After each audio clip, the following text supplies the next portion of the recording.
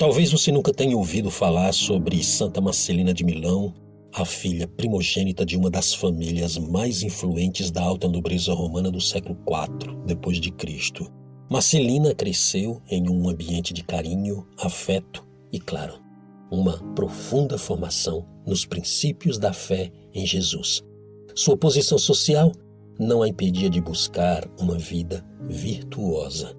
Ela estava sempre muito bem informada a respeito de tudo o que acontecia no mundo, pois sua casa sempre estava cheia de ilustres visitantes, como, por exemplo, a família Sávela, que era a família do futuro Papa Libério, que foi o 36º Papa da Igreja, entre os anos 352 e 366.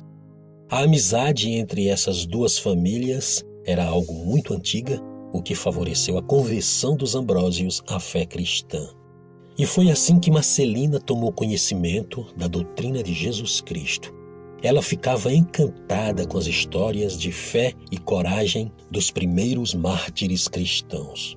A menina desenvolveu logo cedo uma profunda vida de oração, leituras espirituais e momentos de sublimes contemplações. À medida que ela crescia, tornava-se cada vez mais bela, tanto em estatura quanto em santidade, atraindo assim diversos pretendentes que desejavam casar-se com ela. A verdade é que a menina estava mesmo disposta a entregar sua virgindade. Sua única exigência é que o esposo deveria ser Jesus de Nazaré. Santa Marcelina de Milão nasceu em 327, em Roma. Seu pai se chamava Aurélio Ambrósio, que foi o prefeito da Gália. Essa era uma região belíssima pelos seus palácios, anfiteatro e uma paisagem agradável às margens do rio Mosela. Seu nascimento foi cercado de alegria e a menina foi especialmente consagrada a Deus. Seus pais eram fervorosos cristãos, mas não sabemos o nome de sua mãe. Sabe-se apenas que ela era uma mulher piedosa e muito inteligente. Marcelina tinha mais 2 irmãos, Sátiro, que nasceu em 337, e Ambrósio, que nasceu em 340. Esses 2 meninos em breve ficaram conhecidos por suas virtudes heróicas. No ano 340, o senhor Ambrósio faleceu, deixando a viúva e 3 crianças. A viúva teve que voltar imediatamente para Roma, onde a vida não seria nada fácil. Marcelina, então, quando completou cerca de 20 anos, recebeu mais um baque na sua vida, a morte de sua mãe.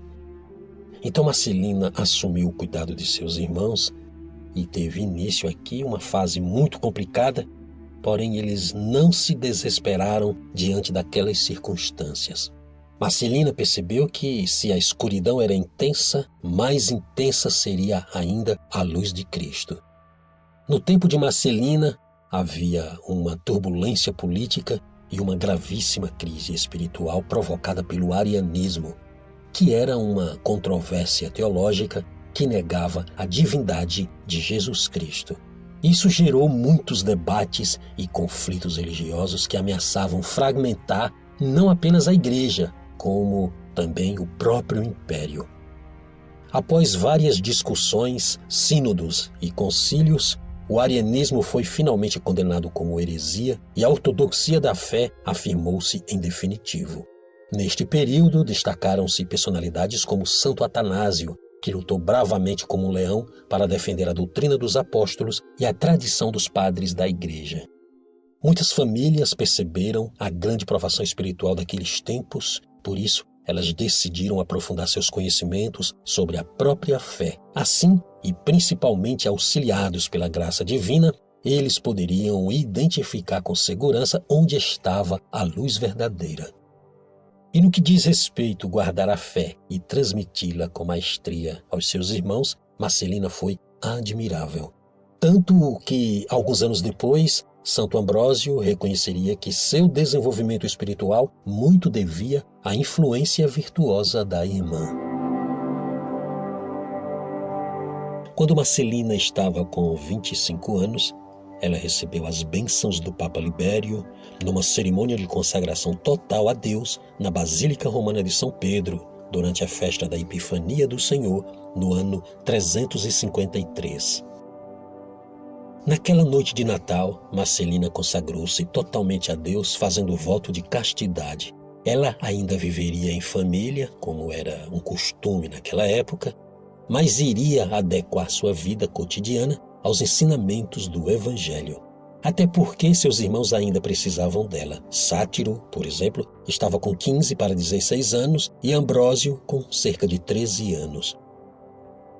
Ambrósio escreveria mais tarde, em seu tratado espiritual, De Virginibus, onde ele relata com muita emoção aquele momento esplêndido da consagração de sua irmã.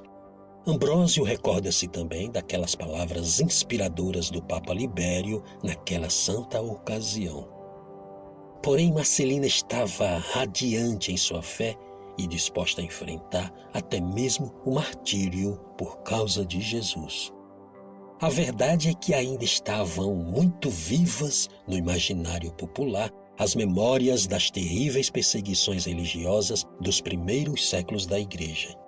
Era difícil encontrar uma família que não tivesse pelo menos um membro seu martirizado por causa de Jesus. A própria Marcelina era parenta de Santa Sotera, que foi morta no tempo de Diocleciano, em 304, por incrível que pareça, no mesmo ano em que foi morta Santa Luzia de Siracusa. Tendo diante de si o chamado à santidade, Marcelina então aprofunda sua vida de oração e dá início a uma jornada de estudos das Sagradas Escrituras para melhor combater as trevas de seu tempo. Seu exemplo foi seguido imediatamente por muitas outras jovens da cidade e Marcelina organizou um grupo de mulheres para sair pelas ruas, visitando os doentes e auxiliando aqueles que estavam numa situação de vulnerabilidade. E além disso, ela estava também atenta à educação de seus irmãos, pois Sátiro e Ambrósio eram excelentes alunos e, com a ajuda de alguns mestres, os irmãos conseguiram concluir os estudos regulares em Direito e Retórica. Eles conseguiram um emprego como magistrados na prefeitura de Sírmio, que é a terra de Santa Anastácia, conforme eu já falei aqui também no canal. Ambrósio era um excelente pregador e suas habilidades retóricas chegaram mesmo a impressionar outro grande orador da época de nome Agostinho de Hipona, que viria a se converter mais tarde no grande Santo Agostinho. Aos 32 anos de idade, Ambrósio já exercia o cargo de governador de Milão. Naquela altura, o bispo desta cidade tinha acabado de morrer e isso provocou grandes tensões, até porque esse bispo era ariano. Ambrósio foi então convocado para proferir um discurso que acalmasse os ânimos, e quando ele estava a fazer esse discurso, ele foi surpreendentemente aclamado por todos como o novo bispo de Milão. A escolha de seu nome foi logo aprovada pelo Papa Dámaso I, que viu nisso um sinal da vontade de Deus. Ambrósio contou com o apoio fundamental tanto de Marcelina quanto de Sátiro. Marcelina continuava com sua missão de socorrer aos mais necessitados, ora oferecendo abrigo, alimentação, cuidados médicos e também com uma palavra de conforto e esperança. Dessa forma, ela educava as almas para o grande combate espiritual daqueles tempos. Ambrósio estava mesmo muito agradecido por ter uma irmã virtuosa como Marcelina. Ele sabia que a santidade de sua irmã era fundamental para animar muitas almas. Quando Ambrósio assumiu o cargo de bispo de Milão, Sátiro, por sua vez, assumiu a responsabilidade de administrar os bens da família, lembrando que boa parte desses bens era destinada aos pobres. Sátiro era um homem muito honrado pelas muitas virtudes e foi um fiel colaborador no apostolado tanto de Ambrósio quanto de Marcelina. No ano 379, aos 49 anos, Sátiro deixou este mundo, provocando uma profunda comoção em Ambrósio e Marcelina. Ambrósio fez um sermão público em homenagem às virtudes heróicas de seu querido e amado irmão. 18 anos depois, Ambrósio ficou gravemente doente e muitos ficaram realmente preocupados. Marcelina foi um ponto de apoio crucial nesse momento Porém, a doença de Ambrósio foi rápida e implacável. Na madrugada do dia 4 de abril do ano 397, Santo Ambrósio deixou esta terra de exílio e entrou na vida eterna aos 57 anos de idade.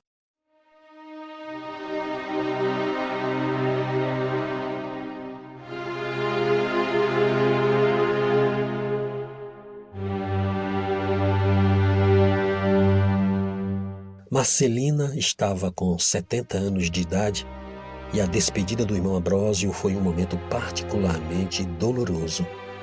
Santo Ambrósio deixou uma herança espiritual profunda, muito importante na história da Igreja.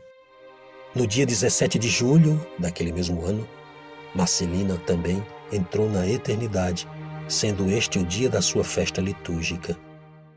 Nas ruas de Milão, o povo aclamava Marcelina como uma santa. Seu corpo foi sepultado junto à Basílica de Santo Ambrósio e mais tarde, no século XVIII, seus restos mortais foram transferidos para uma capela erguida em sua homenagem ali mesmo na Basílica. Inspirados no exemplo de santidade de Santa Marcelina, o beato Luigi Biraghi e Madre Marina Videmari fundaram as Irmãs de Santa Marcelina no século XIX, que é um instituto religioso feminino dedicado à educação de moças. Santa Marcelina é considerada padroeira e uma grande intercessora dos educadores.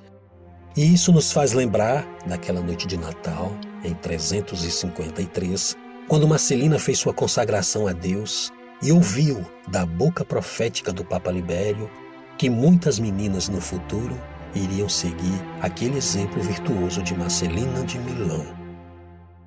O testemunho de Marcelina nos mostra que qualquer pessoa pode ser santa e que a cruz de Cristo é a verdadeira felicidade neste mundo.